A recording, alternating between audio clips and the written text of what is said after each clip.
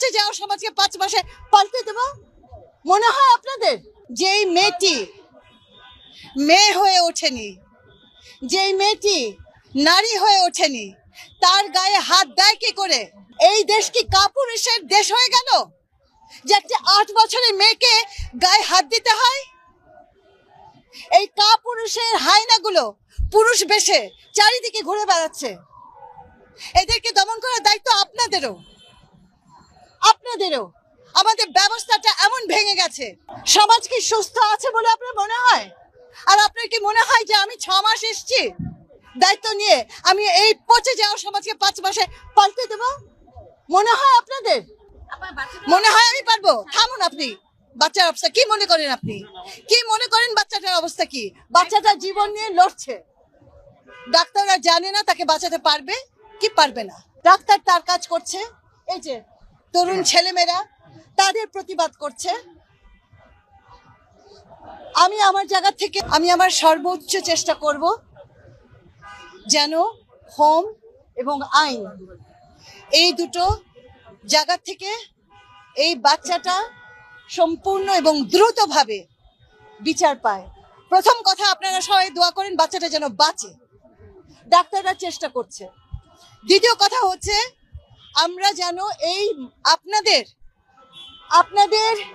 সাংবাদিকদেরও দায় আছে, আপনারা দয়া করে আল্লাহর ওয়াস্তে দোষীদের কোনোভাবে জায়েজ করবেন না।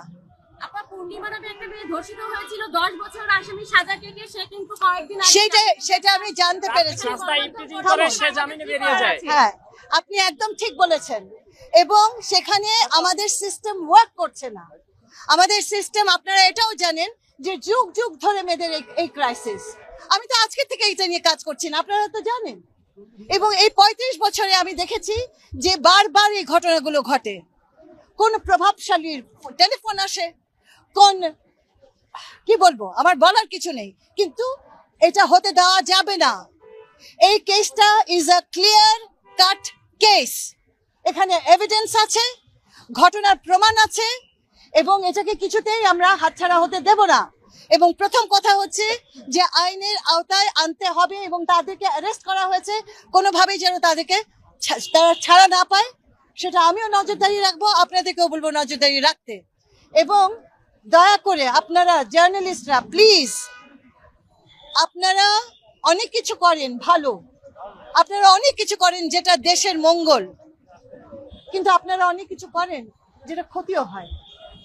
এবং সেই জায়গাটা থেকে আমি আপনাদেরকে অনুরোধ করব, যার বিরুদ্ধে অ্যালিগেশন এসছে, প্রমাণ নেই, অ্যালিগেশন এসছে, তাকে নিয়েও বাড়াবাড়ি জার্নালিজম করবেন না। কারণ আমাদের দেশে একটা অ্যালিগেশনকে প্রমাণিত হতে সময় লাগে। কেন সময় লাগে সেই জটিলতা আমার ব্যাখ্যা করার দরকার নেই আপনাদেরকে। কিন্তু অনেক সময় আপনাদের জার্নালিজমের জটিলতায় সেই মানুষটাকে কিন্তু আমরা আর ধরতে পারি না।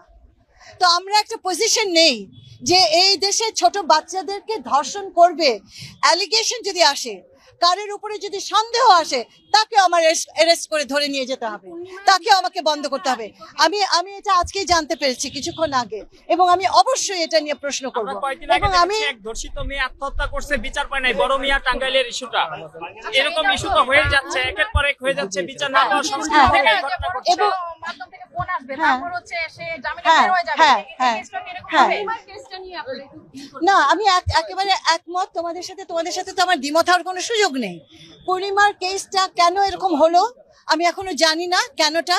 আমি নিশ্চয়ই প্রশ্নটা করব আমার কি বলে স্বরাষ্ট্র মন্ত্রণালয় এবং আমার আইন মন্ত্রণালয়ের কাছে, এবং তারা নিশ্চয়ই দেখবে এটা কোন ফাঁক করে, এই যে ফাঁক ফোক্কর বলে একটা জিনিস আছে, এই ফাঁক ফোক্করটাকে আমাদের বন্ধ করতে হবে। এবং এটা কেন হলো, কি করে হলো, নিশ্চয়ই আমরা খবর নেব। ইতিমধ্যে এই কেসটাকে আমরা হাতছাড়া হতে দেব না। আমরা এটাকে ফাস্ট ট্র্যাক অবশ্যই করব। আমরা খুব অল্প সময়ের ভেতরে, যেহেতু এটা খুব স্ট্রেট কাট একটা কেস, আমরা অল্প সময়ের ভেতরেই চাইবো যে এটা ক্লোজড হয়ে যাক। আচ্ছা, এটা গেল একটা। আর আরেকটা জিনিস, আজকে আপনারা জানেন আন্তর্জাতিক নারী দিবস। আমি খুব কষ্টের সাথে বলছি, বছরের পর বছর আন্তর্জাতিক নারী দিবস আসে, নারী দিবস চলে যায়, আমরা এই দিবসে অনেক জল্পনা কল্পনা করি, ভাবাভাবি করি, কিন্তু আমার দেশের মেয়েদের অবস্থা পরিবর্তন হয় না। আমাদের শিশুদের জন্য আমরা একটা সুন্দর পরিবেশ দিতে পারি না।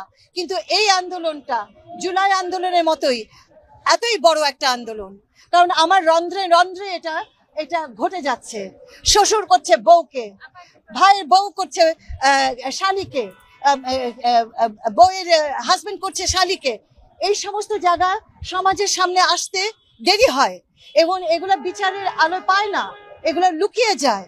এখন আমরা একটা সিদ্ধান্ত নিয়েছি, 3টা মন্ত্রণালয় এবং কমিউনিটি সহ আমরা ঢাকা থেকে শুরু করে 130টি ক্যাম্প করতে যাচ্ছি। যে ক্যাম্পের ভেতরে আমার হোম মিনিস্ট্রি থাকবে, সমাজ কল্যাণ মিনিস্ট্রি থাকবে, মকা থাকবে, অভিভাবক থাকবে এবং আমাদের জুলাই বাচ্চারা থাকবে। এবং আমরা এই ক্যাম্পটাকে ধরে আমরা সেই এলাকাটাকে একটা নজরদারিতে ভেতরে আনবো।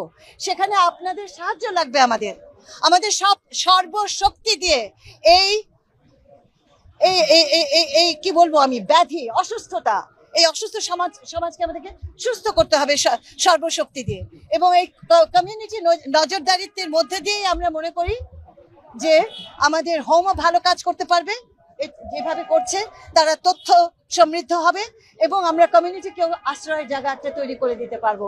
এরকম একটা কৌশল আমরা নিশ্চিত করেছি, সিদ্ধান্ত নিয়েছি। ঢাকা থেকে শুরু হবে এটা, ইনশাআল্লাহ ইন দ্য কামিং মান্থস আপনারা দেখতে পারবেন যে আমরা স্তরে স্তরে সারা বাংলাদেশে এটা করতে যাচ্ছি।